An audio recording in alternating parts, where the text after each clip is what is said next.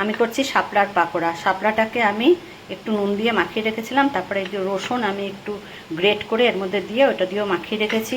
বেসন, হলুদ, নুন আর একটু চাল বাটা দেবো এর মধ্যে দিয়ে, এটাকে একটা ঘন বেটার তৈরি করব। ব্যাটারটা ঘন করে গুলে নিয়েছি, তার মধ্যে একটু কাঁচা লঙ্কা পাতলা পাতলা করে দিয়েছি। তোমরা দিতেও পারো, নাও দিতে পারো।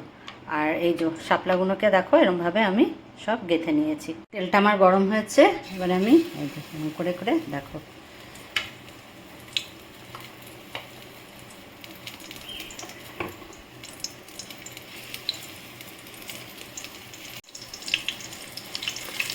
এরকম সুন্দর করে সাবধানে দিতে হবে, আর হালকাভাবে এটাকে খুব সাবধানে ভাজতে হবে। আমার এই শাপলার পাকোড়াটা তোমাদের ভালো লাগলে তোমরা লাইক, শেয়ার, কমেন্ট করো, আর সাবস্ক্রাইব অবশ্যই করো। আর কমেন্ট করে কিন্তু আমাকে জানাবে।